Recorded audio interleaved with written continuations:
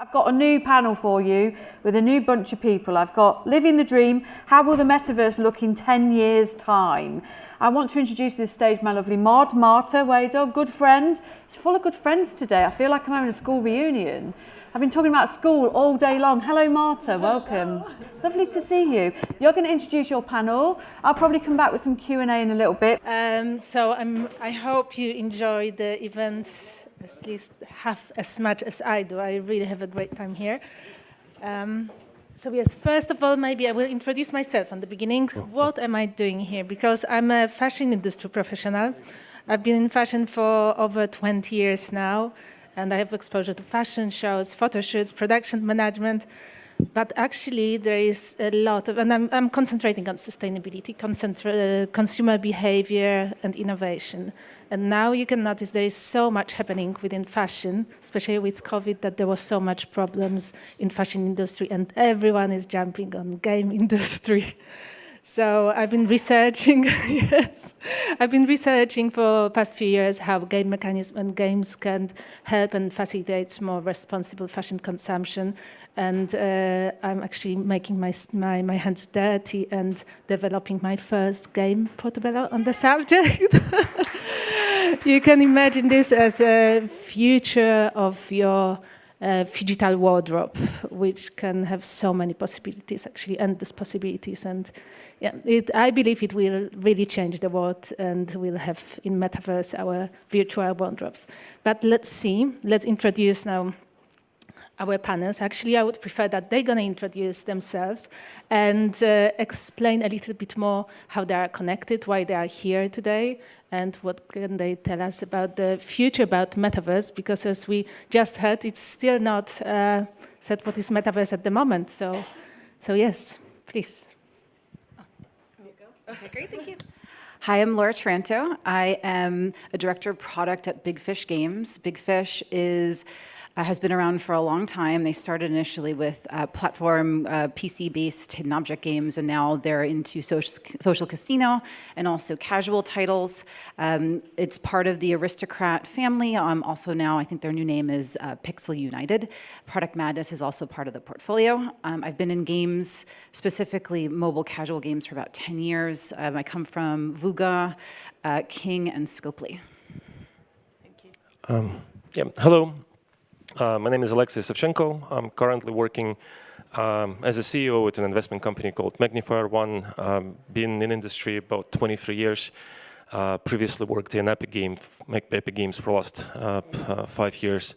And we currently obviously investing in a lot of game development companies. Metaverse seems to be a new hot topic trend, and we are researching the subject from our end and genuinely interested in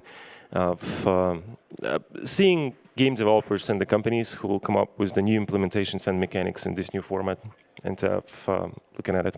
Yep. Hi, I am Marie, and I don't know if you were here for the Robbie Young's talk. I was one of them. 4 years ago, I was in the basement on the track called Blockchain Games. And for one conference, there were 9 people in the room. And so it's very, very exciting times for us to be here. I've been in that space for 4 years. And I'm the founder and the CEO of a company called Nabia. And we are metaverse builders. We make games only on decentralized metaverse. We are a blockchain native company. And we mainly build games on the sandbox.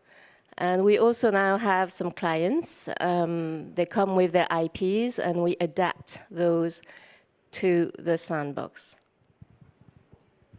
Hi, I'm Neil. I've worked in the industry for just over 20 years at various different places, including PlayStation, where I was quite involved in things like PlayStation Home and Little Big Planet, which kind of delved a little bit into early metaverse stuff. I now run a games company up in Glasgow. We're part of a group called Blazing Griffin, which is quite an exciting transmedia company. We also make film and TV, and we do virtual production and production for film and TV as well. Hi, everyone. My name is Winston. I work with Epik Prime, and basically we help games work with brands and IP and celebrities, and we also help celebrities and brands get into games and do a metaverse strategy. And we basically help them connect all their NFTs and all their virtual items through different platforms and metaverses. Thank you very much. So as you see, we've got amazing panels, just experts here. Really, really thankful. So I've got first question for all of you. Later I will pick and choose a little bit, but first one is, we're working on the printing press of the future, and this metaverse concept gives us the opportunity to create the new universe. We can imagine whatever we want at the moment. So how do you imagine this metaverse in 10 years' time? Where do you see the spaces going? Maybe let's start the same direction. Oh. Okay.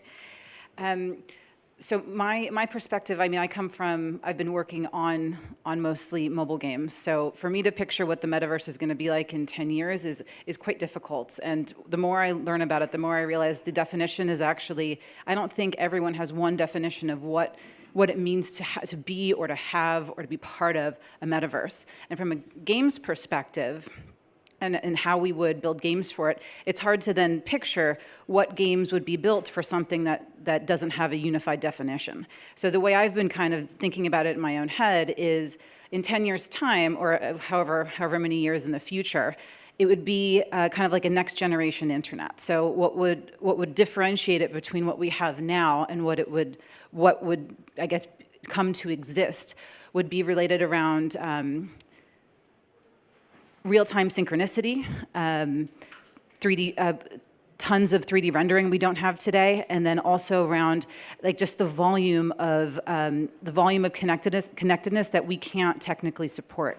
I think a lot of it's going to be around social. How do you create experience for players? How do you create the tools for content for developers to use to have their visions of what they want their games to be, and then the tech that they're going to be able to use it on. So I think it's a very broad question that I in my head have been trying to work out. So I think there's parts of it that I'm more confident in than others, and I hope everyone else has a much better answer. Yeah. Well, I think we are at the super early stage of discovering this whole thing. And I think that it's very typical that we get stuck into semantic wording and term definition currently at this point. There's a lot of perspectives to look at it. I mean, one of them is very classy, like everybody knows the story of the Diamond Age and the snow crash, that Neil Stephenson coming up with the term. Mostly because Will Gibson before that came up with a cyberspace, and these two things pretty much synonymous, and that comes from the science fiction. The whole premise, of the science fiction definition is the metaverse to be global.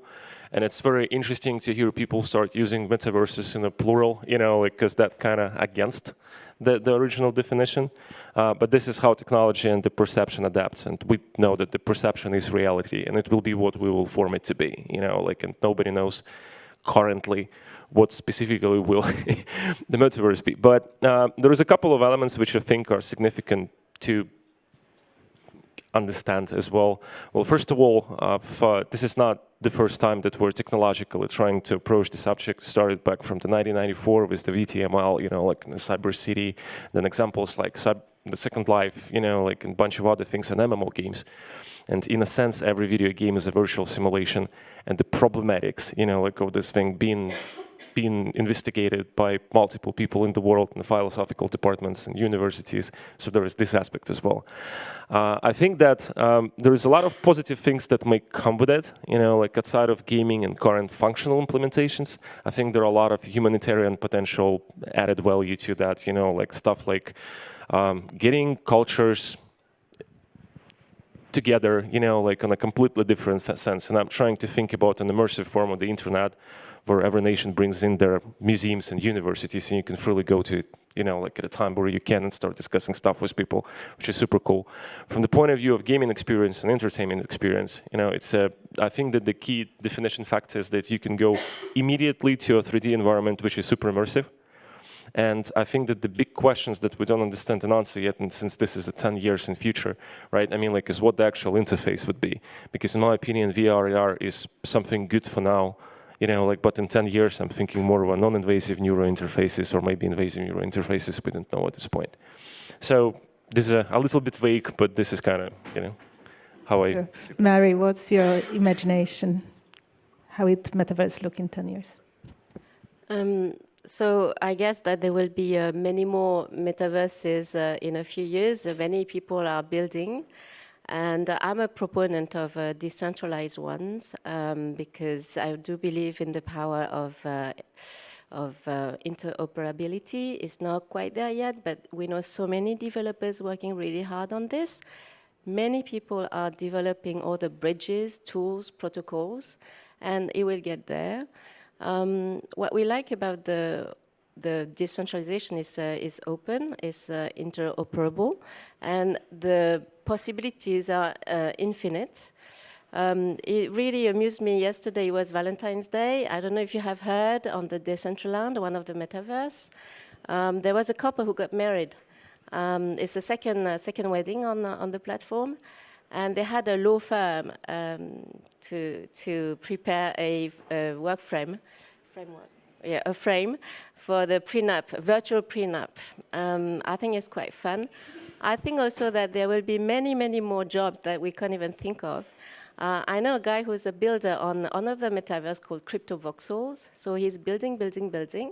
And the landowner, for some reason, wanted to move his whole thing because the location was better. And so there's a new job. You're a mover on the metaverse. What else? Yeah, so there are many job opportunities, and we haven't seen the beginning of it. Yeah, that's and dystopic view for me would be a completely closed and centralized, where you still are the product, like in Web 2, and that would be dystopic. And my fear is that a giant tech with 2 billion users and who knows how to make tools will maybe win the race. We don't think so. That's my fear. Yeah, I mean, I agree with most of what everyone said, and I'm kind of running out of things to agree and disagree with at this point. But you know, I come from a games background in console games specifically, which is a very tribal space and it's a very closed space. And you know, I worked for a long time in kind of audience broadening. Like, how do we get more people to buy a PlayStation? You know, how do we get that kind of that broadened out so other age groups and demographics are kind of willing to step into that space and buy those things? And I think that will always be a big challenge. There's always going to be a large barrier of entry.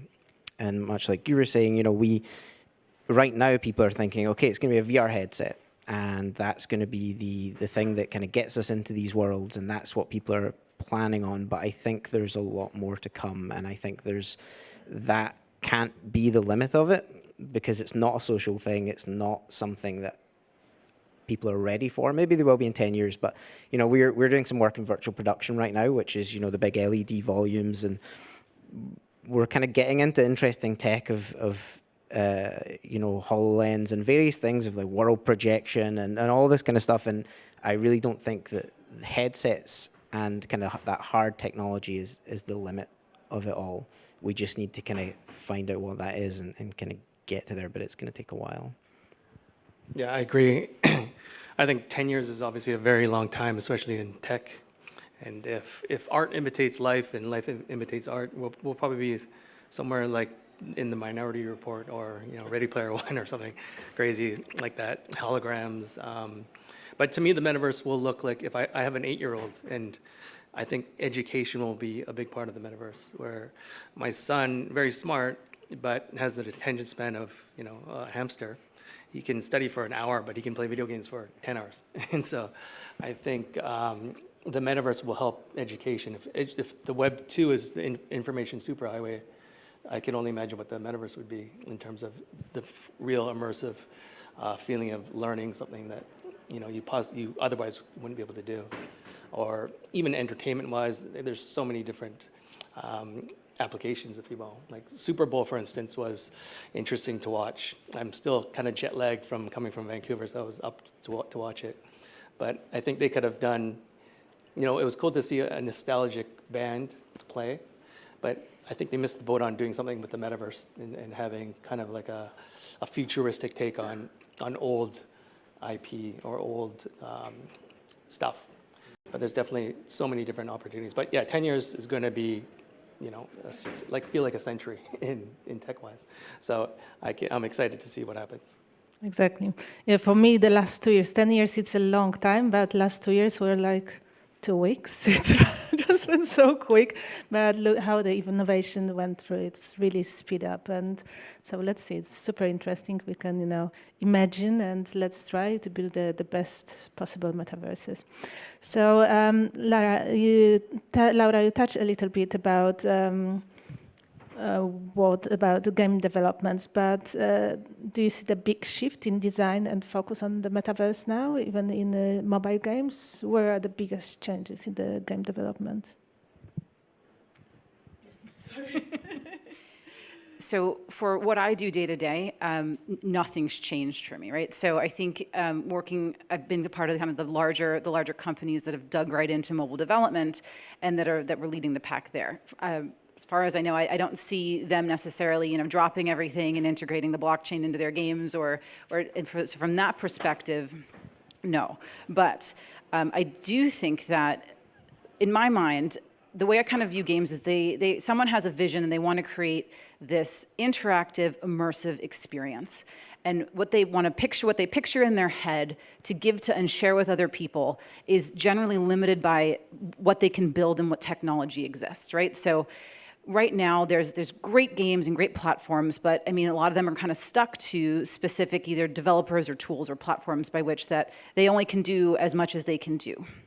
What I think is interesting about the new technology that the metaverse is going to require that doesn't necessarily exist yet is that all of these companies, they have a little bit of differentiating visions of what they want to do, but we're going to see all of them kind of going in parallel, trying to create what they think is this metaverse experience for their audiences.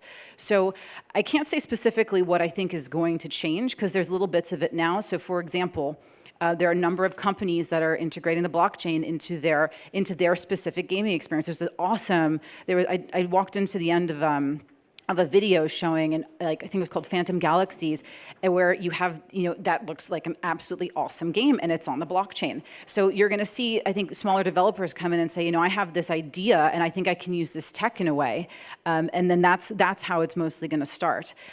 Similarly, I think that's one way where you have, visions kind of looking for tech to do things. What I'm hoping to see also is kind of like the Fortnite direction, which is, at the moment, they want in their concerts, and full disclosure, I haven't actually attended any of their kind of in-platform concerts. But what they can't do now is if they have 10 million players that want to participate in this concert, they actually have to fake the experience of real-time synchronicity between other people. So because they don't have the tech to handle it yet. But when that tech does exist, or whether they create it or someone else creates it, we're going to be challenged as developers to be able to, one, create things for it, and then there's going to be a group of people that are like, I already thought of this great thing, and now I have the opportunity to do it. So that's kind of how I'm thinking about it. I can tell you what I'm hoping to see is, and everyone's been saying NFTs. I'm not in NFTs. However, I do think what I like about them is they're going to be challenging overall digital ownership within games. So right now, you buy something in one of the top games, it's not really yours. Like you're licensing a service from this company, and now, you're not going to be able to be a game developer and not address that. So you're going to have to come with another way to think about, okay, so now how do we create a game that allows for actual ownership of a digital good for our players? And it's not how we think. And I think those are the types of questions that game developers will have to answer. And you can choose to ignore it, obviously, but other companies won't. I think there are a number of people that are starting new studios that are building on this tech, and they're small now, but they're not always going to be. So So yeah, I think as new technology comes up, the game development as a whole is gonna have to kind of question the way we did things before is probably not going to work. So how do we adapt, and how do we use now what's becoming a player expectation and a player demand? Just remind myself the weekend I went to Science Museum and there was my old Ericsson and Nokia already there. So let's see what there will be in 10 years' time. And Neil, I've got a question to you. How do you think Metaverse will affect the way games are played? How will Metaverse change the way we currently consume content? Can you tell something about this? Sure. You know, like as I was saying before, my kind of first steps into this was PlayStation Home, and I don't know if anyone remembers PlayStation Home. It was kind of an ill-fated early metaverse, but that was actually quite popular with the people that played it. It kind of built quite a strong community. They had kind of strange real-time. You could go bowling with people, but there was only 6 bowling lanes. So you had to queue virtually to kind of go bowling. There was a kind of novelty in that, but I don't think it was what people wanted.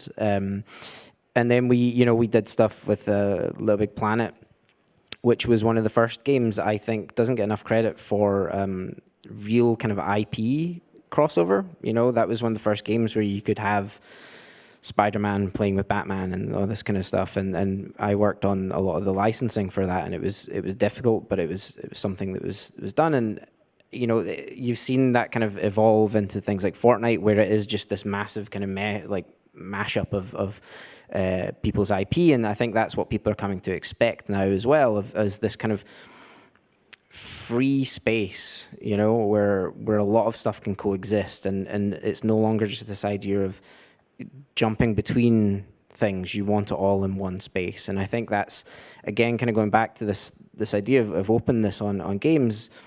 Games are very tribal, you know. People will buy one system and want to be in that one system, and there's another system that won't talk to that system. And I think that's kind of where things have to go, is kind of dropping those walls. And it's starting now because of player demand. You know, you've seen big games start to do cross-platform, and that was an impossibility, you know, 5, 6, 7 years ago, whatever. People said that would never happen. You would never be able to play Rocket League on PlayStation against someone on Xbox or whatever, you know. But that's starting to happen now, and I think you're going to start to see more of that people are just going to accept it. With all the big acquisitions that are happening in games right now, they're already saying that, you know, a lot of these big projects will continue to be on both platforms. So you'll still be able to get Call of Duty on Xbox, and you'll still be able to get it on PlayStation. And I think that is, for me, like what people are going to expect, and it will come from fan demand, and you're going to start to see that being just the norm, you know, and people are going to have to kind of change the way they do business to accommodate that, because a lot of this will come from users and expectations. It's not going to come from, I'm going to call them Facebook, even though they're called Meta, but it's very confusing to call them Meta, so I'm just going to keep calling them Facebook for now. But it's not going to be because those guys have kind of waded in and said, this is what it is now, get on board. You know, it's going to come from fan expectations. Something as big as Fortnite is going to come out, and then people are going to say, that's what we want, and we don't understand your kind of archaic barriers. And that, to me, is where things like, where the metaverse will start to kind of come into itself, is this idea that everyone's going to have to talk to everyone. All the systems are going to have to talk to them, and then you're going to be able to get that kind of true barrierless gaming experience that isn't hindered by, oh, I bought this system and I kind of live in this country and I only have access to this. And I think, you know, that kind of much older sensibility of like IP, like how IPs are controlled and how systems are controlled, is going to change a lot. So I think that's going to kind of come into it. I think as well, from a gaming perspective, VR exists. It has its audience right now. I think it is really good that Facebook are stepping into that world, because it does need someone kind of outside of the games world to kind of carry that baton forward a little bit.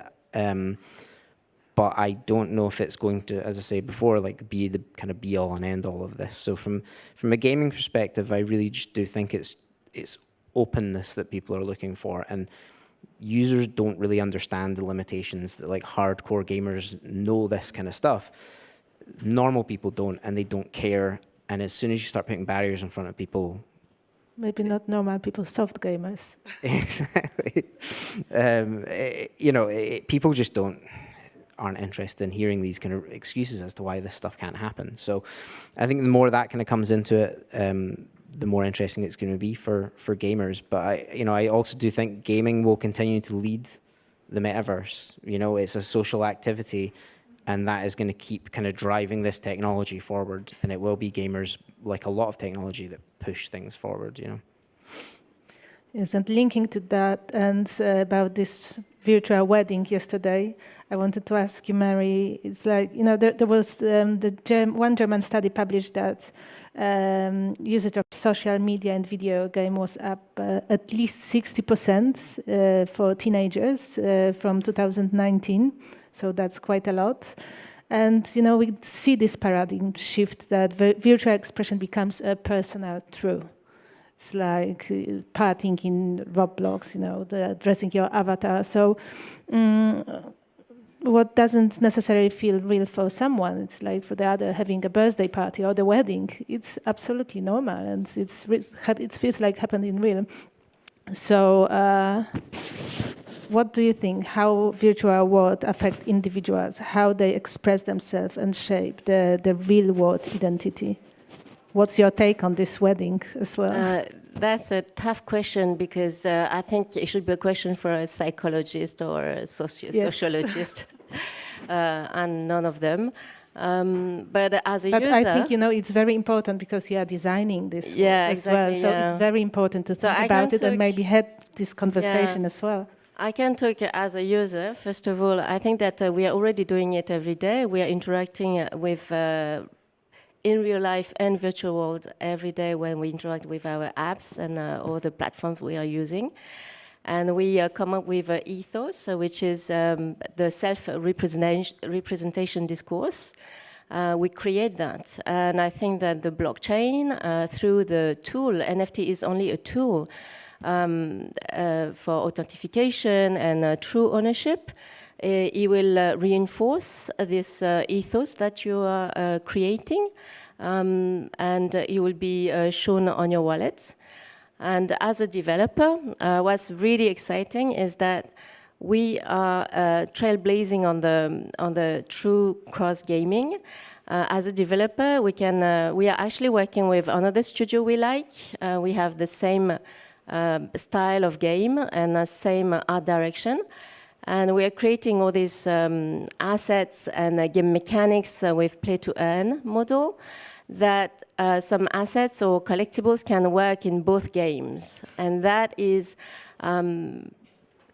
quite new, and it's exciting because the use case is endless, and we can add more experiences, more developers to work with, and in a very stable relationship and a fair one, because it's all sharing the revenue together, and also we are sharing the revenue with the users, the players. So I don't know if it answers the question, but I don't see any issue as a developer or as a user. But maybe psychologists would have more to say about in real life. But I would like to ask maybe Winston then about how is it for your son if he's spending so much time online? What is for him real, to hang out with friends, to go outside to the playground, or meeting in Roblox, let's say? Yeah, I think there's, as a parent and I guess looking for education as gaming in the metaverse to replace traditional education, I think it's very important that we find new ways to learn, and I think the metaverse does that very well. And if we just use, there's so many definitions of metaverse. If we use like Marvel, for instance, Marvel. When I knew Marvel growing up, it was just Marvel. Then it became the Marvel Universe. Then it became the multiverse. And what that really meant to me was like, okay, well, I like Spider-Man and I like Wolverine. But now all these stories are intertwined. I need to know what Iron Man is doing just to know what Spider-Man is doing. I need to know what Hulk. So it's all interrelated and making it very easy to learn about other things. I think that's what the metaverse will ultimately do in terms of whether it be NFTs or gaming or social apps or VR, AR. it'll seem easy to use, just no different than our earbuds and our iPhones and our watches, our laptops. You know, at first they were it was crazy. You know, I was trying to get my parents to use a iPhone that was like, I thought that was impossible. But now they're using, you know, and they have an iWatch, they have this. So eventually it just makes it all easier. And I think for being a student or a young person, they're going to be able to navigate these, you know, various texts that come up in the next 10 years quite. And, you know, because we're spending more time, labor, leisure, and then how about cybersecurity? Because we're sharing more and more data. Do you see some gaps currently? That's quite important as well. Yeah, and I think games do a good job, like Roblox, for instance. We just heard the talk about how they police, you know, activity there, and obviously there's a lot of data that data analysts know way better than I do how to, you know, predict these, you know, bad actors, if you will, or scams. So, yeah, that's 100% very important. But also on the flip side, from a marketing standpoint, or I guess predictive buying behaviors, it's also very important, like knowing what people will want to consume, or, you know, and at the same time, the metaverse will be kind of a digital playground, if you will, to make money, to sell your creations, to sell your NFTs. Much easier than, you know, having to put it on OpenSea and whatever. People just see that you have it. And, you know, just like there are TikTok stars and Instagram stars, there'll be metaverse stars, metaverse influencers. And so I think, it definitely helps both sides of the equation, if you will. Mm-hmm. So one more question to Alexei, to playing the devil advocate. So how about, you know, being metaverse a responsible place? Because there is so much problems with social networks.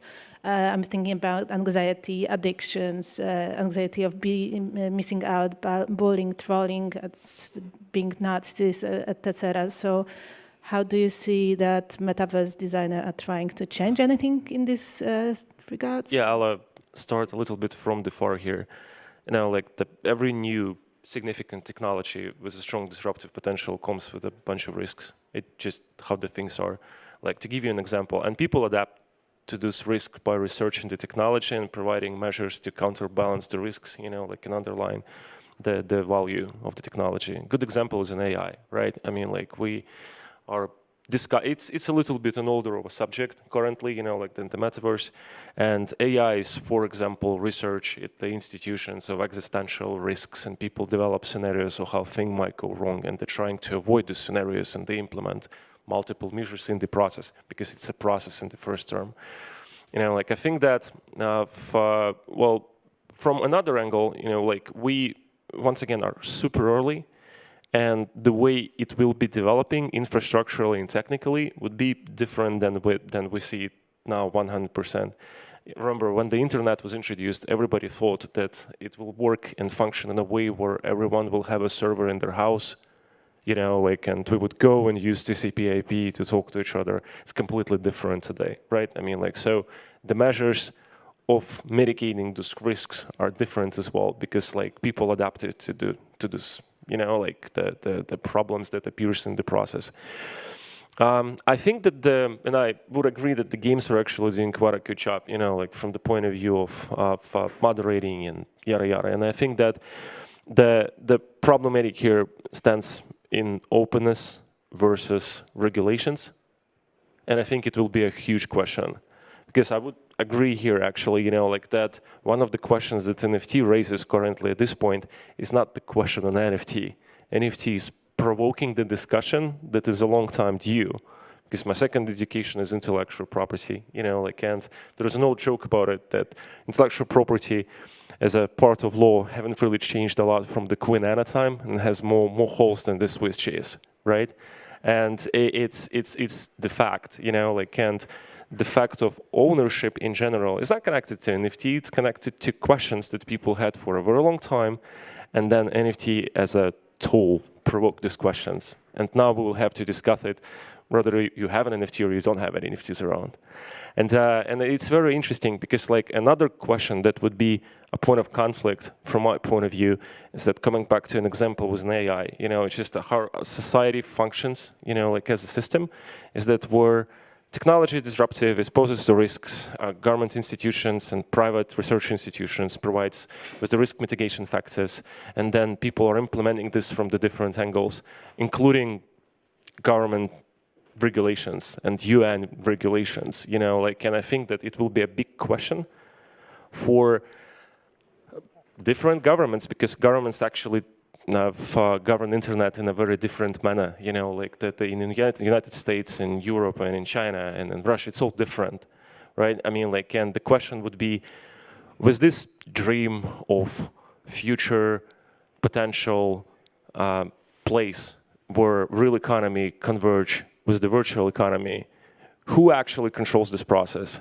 Because economy belongs to the government rents us money, we don't own them, you know, like, and if it starts to be too much converged with virtual economy, people in the offices would have questions about it. And we will see a very long discussion about it, and I think it would be very heated one.